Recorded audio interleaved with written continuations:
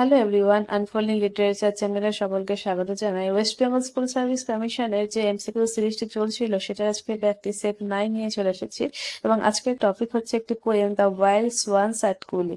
তো এটা কিন্তু অনার্স পাসের সিলেবাস দুটোতেই রয়েছে, মানে 9, 10, 11, 12 দুটো সিলেবাসেই রয়েছে। তো চলো এবার কোশ্চেনগুলো শুরু করা যাক। এখানে কিন্তু easy to moderate to advance লেভেলের সব ধরনেরই কোশ্চেন রয়েছে এবং আজকে মোট 30টি কোশ্চেন আলোচনা করবো এবং তোমরা 30-এর মোট কত পেলে সেটা কিন্তু অবশ্যই কমেন্ট করে জানাবে শেষে। তো প্রথম question, who is the author of the wild swans at Coole? তো এই যে কবিতাটি, এটির লেখক কে? T S. Eliot, W B. Yeats, Robert Frost নাকি ডি.এইচ. লরেন্স? তো অ্যান্সার হয়ে যাচ্ছে ডব্লিউ.বি. ইয়েটস। নেক্সট রয়েছে, in which year the poem the wild swans at Coole first published? কোন বছর প্রথম পাবলিশড হয়েছিল? দেখো ওই ইয়ারটা কিন্তু এগুলো শুধু আমাদের মুখস্থ করা ছাড়া উপায় নেই। তো এটা ইয়ারটা হয়ে যাবে 1917 সালে এটা প্রথম পাবলিশড হয়েছিল। নেক্সট রয়েছে, what season is described in the poem? কোন সিজন এই পোয়েমে ডেসক্রাইব করা হয়েছে? স্প্রিং, সামার, অটাম নাকি উইন্টার? তো অ্যান্সার হয়ে যাচ্ছে অটাম। নেক্সট রয়েছে, how many swans does the poet mention in the poem? কতগুলো সোয়ান্স এর কথা উল্লেখ করেছে? এখানে কিন্তু 59টি সোয়ান্স এর কথা এখানে উল্লেখ করা হয়েছে। নেক্সট রয়েছে, ওয়্যার ইজ দ্য কুলি লোকেটেড? এই কুলিটা কোথায় রয়েছে? এই যে একটা পন্ডের কথা বলেছে, ছোট্ট একটি লেকের কথা বলেছে যেখানে অনেক হাঁস ভেসে বেড়াচ্ছিল, সেই পন্ডটি আসলে কোথায়, লেকটি কোথায়? স্কটল্যান্ড, ওয়েলস, আয়ারল্যান্ড নাকি ইংল্যান্ড? তো এটা কিন্তু আয়ারল্যান্ডে রয়েছে। নেক্সট রয়েছে, what time of the day is described in the opening স্ট্যান্জা? তো প্রথম যে স্ট্যান্জার, ওপেনিং স্ট্যান্জা, সেটাতে কোন সময়ের কথা বলা হয়েছে? দিনে, নুন, আর্লি মর্নিং, টুইলাইট, ইভিনিং নাকি মিডনাইট? তো এখানে কিন্তু টুইলাইট বা ইভিনিং এর কথাই বলা হয়েছে।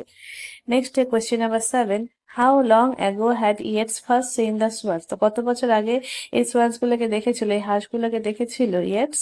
তো সে কিন্তু 19 বছর আগে এখানে এসেছিল, তখন এই হাঁসগুলোকে দেখেছিল এবং আবার 19 বছর পরে কিন্তু সে এই গুলিতে ভিজিট করতে এসেছে। Next 8 number question, what does the poet use to count the swans? তো কি ইউজ করে পোয়েট এই সোয়ান্স গুলোকে কাউন্ট করতে? His memory, his heart, his hands নাকি আইস? সে কিন্তু তার চোখগুলো দিয়ে কিন্তু এই সোয়ান্স গুলোকে কাউন্ট করে। স্বাভাবিক একটা প্রশ্ন, শুধুমাত্র কিন্তু আমাদেরকে কনফিউজ করার জন্য এরকম কোয়েশ্চেন থাকতেই পারে। Next question number 9, which of the following best describes the poet's tone in the poem? তো পোয়েটের যে টোন, সেটা এর মধ্যে কোনটা আমাদের বেশি ভালো করে ডিসক্রাইব করে? Angry, joyful, reflective and melancholic নাকি হিউমারাস? তো এটা কিন্তু রিফ্লেকটিভ অ্যান্ড মেলানকলিক, এটাই হচ্ছে এই পোয়েমটির টোন। নেক্সট রয়েছে, what do the swan symbolise in the poem? Swan গুলো কি সিম্বলাইজ করে? War and destruction, loss, love and failure, eternal beauty and vitality নাকি অ্যাঙ্গার অ্যান্ড ভেঞ্জেন্স? এটা কিন্তু ইটার্নাল বিউটি অ্যান্ড ভাইটালিটি, সেটাই কিন্তু এখানে সিম্বলাইজ করে। যে পোয়েট 19 বছর আগেও যেই সৌন্দর্য দেখে গেছিল, এবারও কিন্তু এসে কিন্তু সেই একই সৌন্দর্য সে মানে অনুভব করছে।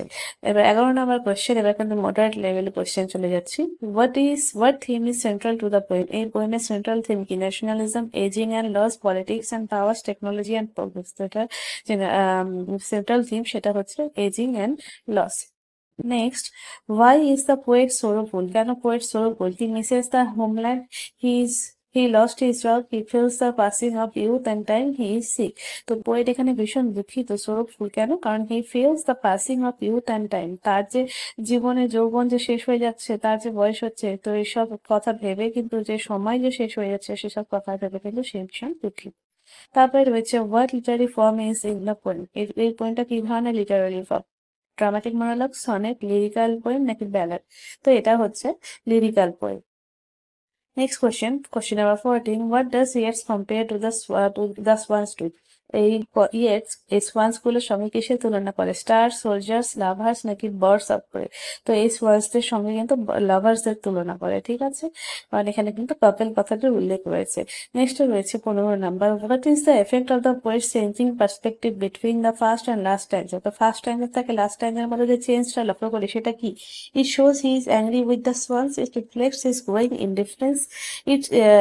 It illustrates the time effect on perception and emotions.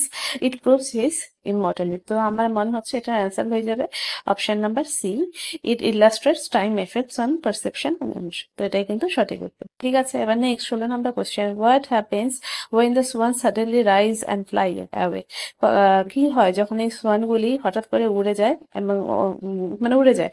তো দ্য ভ্যানিশ, তারা উড়ে যাওয়ার সময় কি হয়? The vanish, they scare the poet, they disturb the water stillness, the attack the poet. তো এরা যখন উঠে যায় তখন কি হয়? তো they disturb the water stillness, সেই যে শান্ত স্নিগ্ধ জলটা ছিল সেটা হচ্ছে নীরবতা, সেটাকে কিন্তু তারা ভেঙে দেয়। তারপরে 17 number question, what does Yeats imply about the swans relationship to each other? তো এই সোয়ান্স গুলোর রিলেশনশিপটা কিরকম? They are solitary, they are always fighting, they live in pairs and harmony, they travel and তাদের রিলেশনশিপটা হচ্ছে গিয়ে option C, they live in pairs and harmony, তারা সবসময় কিন্তু জোড়ায় জোড়ায় থাকে এবং একসাথে থাকে। What does poetic device is frequently used in the poem? কোন পোয়েটিক ডিভাইস এখানে বারবার ইউজ করা হয়েছে? আইরনি, হাইপারবোল, সিম্বলিজম নাকি পান?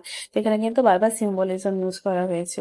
19 number question, what might the swans unchanging vitality suggest in the contrast to the poet sizing? তো এটা কোয়েশ্চেনের অ্যান্সার গুলো দেখে নাও, অপশন গুলো, that they are magical, that life never changes, the timeless beauty of nature and the times of the effect of equally. তো এই কোয়েশ্চেনটা ছিল what might the swans unchanging vitality suggest in contrast to the poet sizing? পোয়েটের এজের সঙ্গে যে swans গুলো যে অপরিবর্তিত থেকে গেছে, তো পোয়েটের এজের সঙ্গে কি ধরনের কন্ট্রাস্ট এখানে ফুটে উঠেছে? তো এখানে অ্যান্সার হয়ে যাচ্ছে option C, the timeless beauty of nature. ঠিক আছে, তো সোয়ান্স গুলোকে কিন্তু এখানে টাইমলেস বিউটি অফ নেচার বলা হয়েছে, কিন্তু পোয়েট কিন্তু সেটা নয়। পোয়েট কিন্তু হি ইজ এজিং, মানে তার কিন্তু বয়স হচ্ছে। এবার 20 নম্বর প্রশ্ন, the lake in the poem can be seen as a symbol of violence, time and reflection, war নাকি loneliness? তো লেক এটা কিসের সিম্বল?